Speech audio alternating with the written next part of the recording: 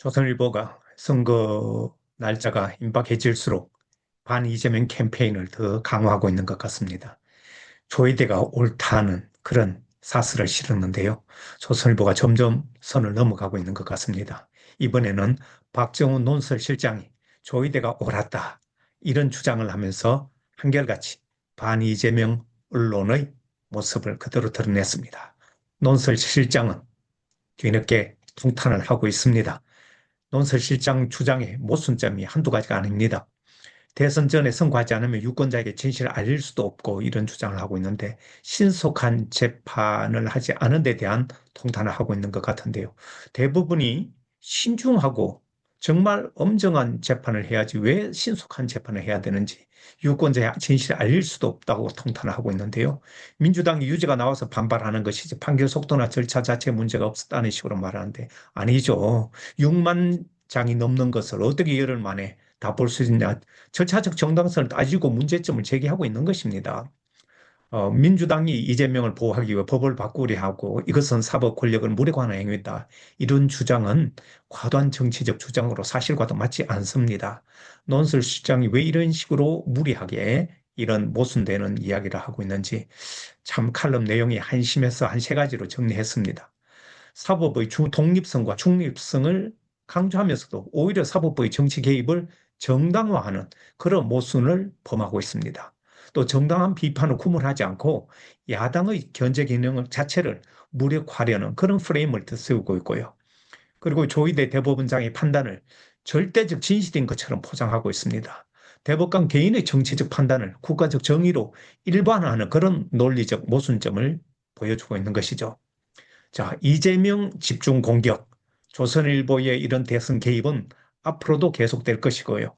오늘 박정훈 논설실장은 조희대가 옳았다는 식으로 이런 칼럼을 썼지만 어제는 태평로 무엇이 진짜 이재명인가 이런 식으로 매일처럼 지금 민주당과 이재명을 공격하는 그런 모습을 보여주고 있습니다. 이건 앞으로도 계속될 것이고요. 이게 과거에도 계속됐습니다.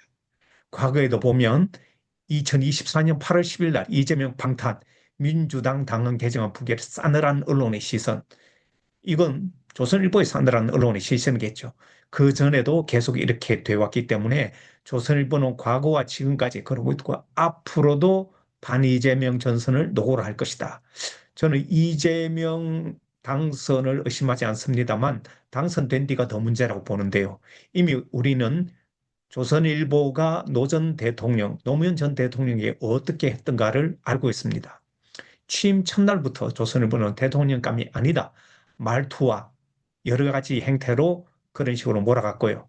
그 전 후보 과정에서도 조선일보는 노 전 대통령을 정말 노골적으로 비판했을 때 노 전 대통령이 조선과 동아는 손을 떼라고 말을 할 정도로 그 노골적인 그런 부정적인 얘기를 했습니다. 자, 그리고 노 전 대통령을 좌파 정권의 대표, 반미 감정을 선동하는 인물로 묘사했습니다. 그리고 정치 검찰과 협공하는 그런 프레임으로 측근, 친인척 비리를 부각시켜서 국정을 못하도록 만들었습니다. 그리고 호남 편향, 지역 감정을 스스로 언론이 조장했습니다. 노무현의 말하기 자체를 공격해서 품격 없는 대화라든가 포퓰리즘 쇼 이런 것을 시종일관 비난하고 비판해서 노 전 대통령이 국정을 제대로 할 수 없을 정도로 언론과의 싸움을 만들어 간 것이죠. 결국은 그런 식으로 노무현을 퇴임한 이후에도 정말 끊임없이 괴롭혔던 그런 기억이 있습니다. 아마 조선은 이재명 후보에게도 앞으로 대통령 당선됐어도 똑같은 일을 저지를 것입니다. 이것은 민의에 대한 불복이고 정치적 중립성과 공정성을 상실한 그런 모습이고 국정 불안 조정과 분열 심화라는 것을 잘 알면서도 조선은 그런 식으로 개입할 것입니다. 그리고 이중 잣대와 정치 개입을 통해서 언론의 탈을 쓴 정치 흉계의 모습을 그대로 드러내게 될 것입니다. 이미 조선일보에 대해서 이재명 대표는 후보는 아웃이라는 그런 엔티 조선에 대해서도 분명한 입장을 나타냈기 때문에 조선은 이 칼날을 감추지 않을 것입니다.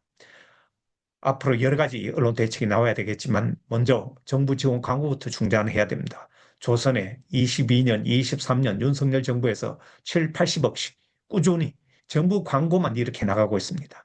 공정 중립적인 언론사 광고 지원이 돼야 될 것이 불공정 평파, 정치 집단이 된 언론사에게까지 이렇게 퍼주기를 계속하고 있습니다.